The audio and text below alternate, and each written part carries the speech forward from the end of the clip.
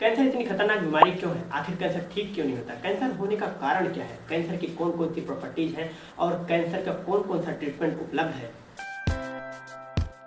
Hello दोस्तों, आज मैं कैंसर के बारे में विस्तार से चर्चा करूंगा। कैंसर का इतिहास देखें तो यह हजारों साल पुरानी बीमारी है। आज से लगभग 3000 ईसा पूर्व मिस्र के एक चिकित्सक एडविन स्मिथ पपायरस में इसका जिक्र मिलता है। कैंसर ग्रीक शब्द कार्सिनोमा से लिया गया। पहले ये अनट्रीटेड था, लेकिन मैरी क्यूरी की रेडियो एक्टिव रेडियम की खोज ने इसमें कुछ हद तक इलाज करने संभव कर दिया। WHO के अनुसार हर साल लगभग 1 करोड़ लोग दुनिया में कैंसर से मरते हैं और सबसे ज्यादा मौतें चीन और भारत में होती है और इसका कारण ज्यादा जनसंख्या है। ये आंकड़ा अगले 10 सालों में 2 गुना होने वाला है। अब आते हैं कैंसर के कारण पर। कैंसर जिन चीजों से होता है उसे कार्सिनोजेन कहते हैं। ये 3 प्रकार के होते हैं: फिजिकल एजेंट, केमिकल एजेंट और बायोलॉजिकल एजेंट। वीडियो में आगे बढ़ने से पहले आपसे गुजारिश है कि आप 5 सेकंड निकालकर हमारे चैनल को सब्सक्राइब करें और आपके लाइक और सब्सक्राइब से ही हमें मोटिवेशन मिलता है। फिजिकल एजेंट में X rays, beta rays, gamma rays और अल्फा रेज आती हैं, जिनसे अलग अलग तरह का कैंसर होता है। केमिकल एजेंट में फाइब्रोनेउरासिल, इथाइल मिथाइल सल्फोनेट, हाइड्रोक्सिन अमीन, ओजोन, रिएक्टिव ऑक्सीजन और इथीलियम ब्रोमाइड आता है। कुछ टॉक्सिन होते हैं जैसे कि अल्फा टॉक्सिन जो मूंगफली में पाया जाता है, उससे भी कैंसर होता है। बायोलॉजिकल एजेंट में कई तरह के वायरस आते हैं जैसे hepatitis virus, papilloma virus, herpes virus और रेट्रोवायरस। इन सभी वायरसों से अलग अलग तरह का कैंसर होता है। अगर कैंसर की असली वजह की बात करें तो वो है डीएनए डैमेज। ऊपर जितने भी कारण मैंने बताए उन सभी से एटलीस्ट डीएनए डैमेज ही होता है। आप जानकर हैरान होंगे कि रोज हमारे शरीर के अंदर 30,000 से भी ज्यादा बार डीएनए डैमेज होता है, पर शरीर में कई रिपेयर सिस्टम है जो इसे ठीक कर देते हैं। अब बात करते हैं कैंसर के टाइप के बारे में। आखिर कौन सी सेल में किस कैंसर को क्या नाम दिया जाता है? कैंसर अगर एपिथेलियल सेल्स में हुआ तो उसे कार्सिनोमा कहा जाता है। अगर हड्डियों में हुआ तो उसे सार्कोमा कहा जाता है। अगर ब्लड में हुआ तो उसे ल्यूकेमिया कहा जाता है और अगर टी सेल, बी सेल बनाने वाली, एंटीबॉडीज बनाने वाली सेल्स में हुआ तो उसे लिम्फोमा कहा जाता है। अब बात करते हैं कि कैंसर इतना खतरनाक क्यों है। जब हम कैंसर की प्रॉपर्टीज देखते हैं तो एहसास होता है कि ये इतना खतरनाक क्यों है। इसके पास 10 से ज्यादा विलक्षण गुण हैं जो इस प्रकार है। न्यूप्लास्टिक ट्रांसफॉर्मेशन, मतलब सेल अपना नॉर्मल से अलग फंक्शन करने लगेगी, ट्रांसफॉर्म हो जाएगी। Uncontrolled cell division, normal cell के पास डिवीजन करने की क्षमता होती है, वो कंट्रोल में डिवीजन करती है, लेकिन अनकंट्रोल्ड डिवीजन कैंसर सेल की प्रॉपर्टी होती है। वो रुकती ही नहीं, लगातार डिवाइड करती रहती है। लिमिटलेस रेप्लिकेशन, शरीर के सभी सेल के अंदर डीएनए पाया जाता है और जब भी नई सेल बनानी होती है तो उसी डीएनए की एक कॉपी बनाकर उस नए सेल में डाला जाता है। सभी नॉर्मल सेल के पास रेप्लिकेशन की लिमिट होती है, लेकिन कैंसर सेल के पास ऐसी कोई लिमिट नहीं होती।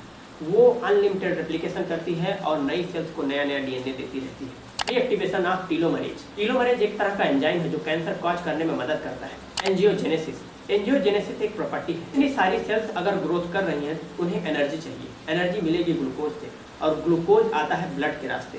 एंजियोजेनेसिस वो प्रोसेस है जिससे कैंसर सेल्स के चारों तरफ वेन्स और आर्टरीज का गुच्छा बन जाता है, उनका नंबर बढ़ जाता है। Self sufficiency in growth signal, cancer cell के पास ग्रोथ सिग्नल के लिए कोई डिपेंडेंसी नहीं होती है। वो खुद ही ग्रोथ सिग्नल रिलीज करती है और खुद ही ग्रोथ करती है।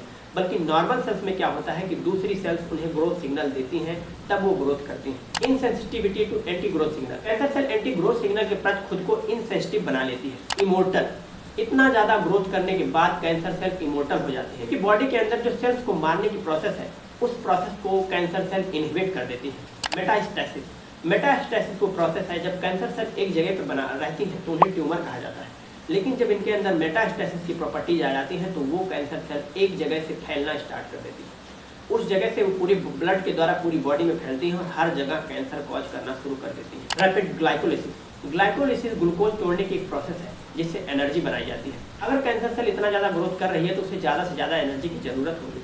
अगर ग्लाइकोलिसिस ज़्यादा नहीं होगी तो एनर्जी की पूर्ति भी नहीं हो पाएगी, इसलिए कैंसर सेल रैपिड ग्लाइकोलिसिस करती है। अब आते हैं ट्रीटमेंट पर। बॉडी अपने स्तर पर इलाज करती है। नेचुरल किलर सेल कैंसर बनने से पहले ऐसी सेल्स को मार देती हैं जिनके लक्षण ठीक नहीं लगते। इसके अलावा ट्यूमर सप्रेसर जीन्स होते हैं जो कैंसर होने की वजहों को ठीक करते हैं या फिर ऐसी कोशिकाओं को कैंसर बनने से पहले ही मार देते हैं। अगर बॉडी का सिस्टम सही से काम नहीं कर पाए तो इलाज करेंगे डॉक्टर। कैंसर अगर अर्ली स्टेज में है तो उसे ऑपरेशन के द्वारा काट कर निकाल दिया जाता है। अगर बात आगे बढ़ जाती है तो रेडियोथेरेपी की जाती है जिसमें रेडियोएक्टिव कोबाल्ट और आयोडीन यूज किया जाता है। नहीं तो फिर कीमोथेरेपी करते हैं जिसमें टैक्सोल, अमीनोप्टेरिन, एजासेरिन, कैम्पाथेसिन, एंजियोस्टैटिन और रेपामाइसिन जैसी दवाइयां यूज करते हैं। ऐसे ही कुछ मोनोक्लोनल एंटीबॉडीज होती हैं जो स्पेशल कैंसर के लिए बनाई जाती हैं, जैसे कि ब्रेस्ट कैंसर के लिए हर्सेप्टाइन, एर्मिटॉक्स, इमाटिनिब जो कि कोलोरेक्टल कैंसर के लिए बनाई जाती है। इतना सारा इलाज होने के बावजूद भी कैंसर सेल खुद को बचा लेती हैं। ये सेल्स खुद को तमाम दवाइयों से रेजिस्टेंस बना लेती हैं। यहाँ तक कि दवाइयाँ अगर इनके अंदर चली भी जाती हैं तो उन्हें बाहर फेंक दिया जाता है।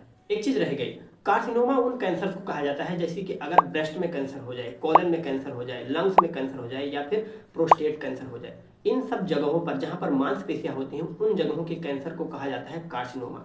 और सबसे ज़्यादा कैंसर होता है प्रोस्टेट कैंसर, लेकिन डेथ सबसे ज़्यादा होती है लंग कैंसर से। एक नई खबर आजकल चल रही है कि रसिया ने कैंसर की वैक्सीन बना लिया। अगर ये विकसित होती है तो बहुत ज़्यादा अच्छा होगा। दुनिया में 1 करोड़ से ज़्यादा लोग हर साल मर रहे हैं कैंसर से। और अगर आपको इस वीडियो से वैल्यू मिली हो तो लाइक कीजिए, शेयर कीजिए, और अगर आपको ऐसे ही कोई साइंटिफिक फिनोमिना जो समझ में नहीं आ रहे हैं तो कमेंट कर सकते हैं। इस कैंसर से रिलेटेड टॉपिक से कोई बात है, कोई सवाल है तो आप पूछ सकते हैं। और ऐसे ही वीडियो के लिए, ऐसे ही बड़ी वीडियो के लिए हमारे चैनल